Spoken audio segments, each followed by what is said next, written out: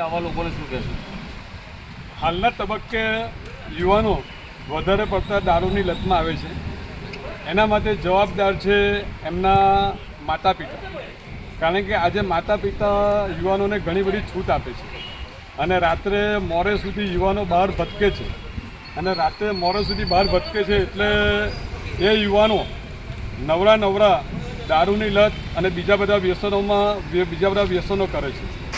અને એના માટે ખાસ કરીને મારે કહેવું એવું છે કે ખરેખર એના માટે વડીલશ્રી હોય, એમના માતા પિતા જાગૃત રહેવું જોઈએ કે ભાઈ મારા યુવાન, મારા છોકરાઓ શું કરી રહ્યા છે એ એમને ખાસ કરીને એમાં ધ્યાન આપવું જોઈએ. ખાસ કરીને યુવાઓ છે નશાની લતમાં એકવાર સપડાઈ જાય છે, જિંદગી બરબાદ થઈ જાય છે અને પરિવાર છે તે પણ બરબાદ થતો હોય છે. પોલીસ છે તો જિલ્લામાંથી મોટા પ્રમાણમાં નશેલો પદાર્થ પકડી રહી છે, ગાંજો હોય, એમડી ડ્રગ્સ હોય. આપ કેટલા સંતુષ્ટ છો? પોલીસ જે રીતે ગુજરાતની વાત કરું તો પોલીસ તંત્ર એના માટે ખૂબ જ જાગૃત છે અને પોલીસ તંત્ર જ્યાં પણ ડ્રગ્સનું એમને બાતમી મળે છે તો ત્યાં પોલીસ તંત્ર ત્યાં ફટાફટ પહોંચી જાય છે. અને બીજી વસ્તુ એ છે કે ગુજરાતમાં ડ્રગ્સ જે રીતે અત્યારે જે વ્યસનો કરી રહ્યા છે તેના માટે સરકાર અને પોલીસ ખાતું પૂરેપૂરું જાગૃત છે. અને ખાસ કરીને ગુજરાત રાજ્યના ડેપ્યુટી સીએમ હર્ષ સંઘવી સાહેબ એમાં પૂરેપૂરું ધ્યાન આપી રહ્યા છે.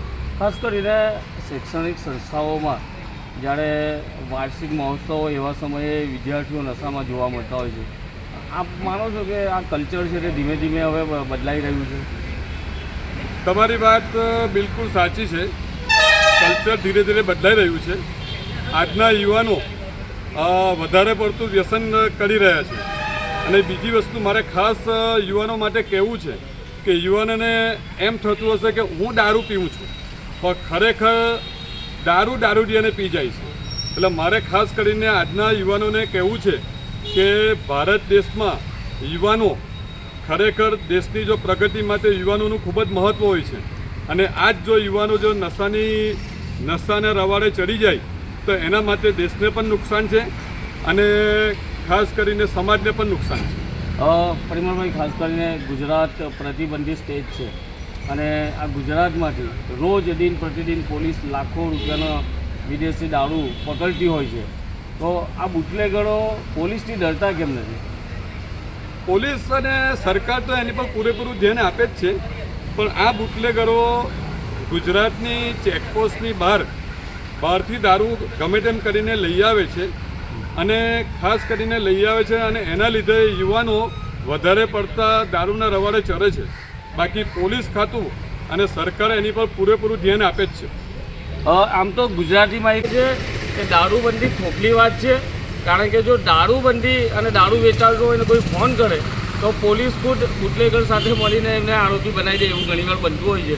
અને દારૂની છૂટ આપી દે તો આ યુવાઓ છે એ છુપાઈને અને કાયદાથી એસી ના કરવી પડે અને કાયદાની છટકબારીથી જઈને તેઓ દારૂ ના પી. પરંતુ જે રીતે આપ માનો છો પરિમલભાઈ, જે રીતે કીધું છે કે ચૂંટણીઓ આવે છે તો મત લેવા માટે તો એનો ઉપયોગ થતો જ હોય છે દારૂબંધીના સ્ટેટમાં. ના, ખોટી વાત છે. ચૂંટણી આવે છે, પહેલી વસ્તુ એ છે કે હું ભારતીય જનતા પાર્ટી સાથે હું જોડાયેલો વ્યક્તિ છું. ભારતીય જનતા પાર્ટીનો હું કાર્યકર્તા છું અને ભારતીય જનતા પાર્ટી ફક્ત ઇલેક્શનમાં ફક્ત વિકાસના જ પંથે એટલે વિકાસ જે કંઈ કર્યો છે તે બતાવીને જ ઇલેક્શનમાં લોકો પાસે મતો માંગે છે. બાકી દારૂ વસ્તુ જે વેચવામાં આવે છે એ વાત બિલકુલ ખોટી. શું અપીલ કરશું યુવાઓ જે નશાના રવાડે ચડે છે તેને? યુવાનો જે નશાના રવાડે ચડેલા છે, મારે ખાસ એમને એક નમ્ર વિનંતી છે કે આજના યુવાનો જે નશો કરે છે પણ ખરેખર એ લોકો પોતાનું ભવિષ્ય બગાડે છે અને ખાસ કરીને ભવિષ્ય બગાડે છે. જે મા બાપે એમને એજ્યુકેશન માટે કેટલી બધી મહેનતો કરી હોય, એમને ભણાવવા માટે જે મા બાપે કેટલા બધા રૂપિયાઓ ખર્ચ્યા હોય અને જે મા બાપે વિચાર્યું હોય કે ભાઈ ભવિષ્યમાં આ મારા જે યુવાનો, મારા જે દીકરો છે, દીકરી છે, તે ભવિષ્યમાં ભાઈ મારો સહારો બનશે.